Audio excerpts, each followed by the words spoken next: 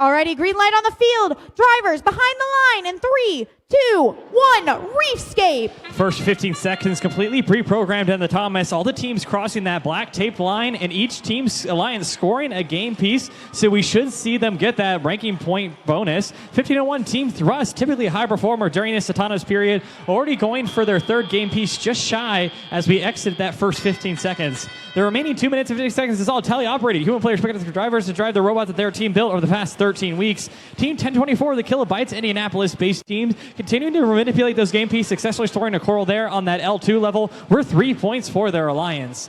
Team 3176, Purple Precision, picking up a game piece from their coral station. Their interior ramp design allows them to bring that game piece out in an imprecise manner over to their climb mechanism and then delivering it successfully on the top part of their reef.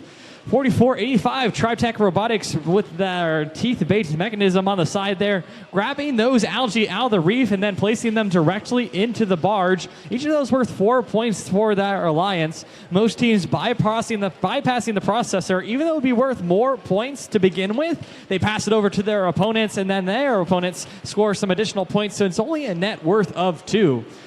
Continuing on the far side wide, the Chargers with a ram onto their opponents. That bumper action is allowed as long as that contact time is kept to a minimum. They've now beached themselves on an algae, but they're just able to potentially slide off and continue that pressure on their opponents. Sometimes preventing your opponents from scoring is just as good as scoring yourselves, because all it comes down to is that score at the end of the match and all those bonuses. Blue Alliance 3/4 of the way to that ranking point bonus. Red Alliance making their way now 2/4. 76-17, the Robo Blazers from Carmel, Indiana. Their robot's name is Firefish, and they've been on fire in the competition so far this season, successfully getting a couple of finalists. They're hoping to repeat that and maybe go for the winners in this event. 50-1 Team Thrust continue to place game pieces, hoping to score on the top part of their reef, L4, L for level. That would have been worth 5 points for their alliance. Scores currently 122 to 132. Only 10-point difference between these two teams. That's 2 coral scored at the top, and depending on different scoring opportunities. 20 seconds remaining. We heard that sonar ping means teams will start making their way over to those cages to get elevated off the ground for additional ranking points. The longer the chain, the more points they'll gain. 2 types of cage in this year's game. The deep cage, which is closer to the ground, and the shallow cage, which is farther up. 76-17, hoping to get grappled on and get elevated off the ground. 2 of the Blue Alliance robots getting Purple Precision already elevate off the ground.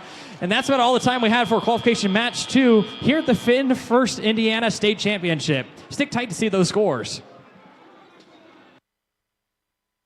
Higher duration, winning with a score of 165 to Blue Alliance's 149, topping the scores we saw in our first match for our new high score. They'll walk away with 4 of those ranking points for their hard work in autonomous, and for 3 for winning the match. Blue Alliance not walking away empty-handed. They're going to get 1 for their work in the end game period. That boat icons for their hard work in the barge. We can see that threshold's greater than 14, and then another ranking point for their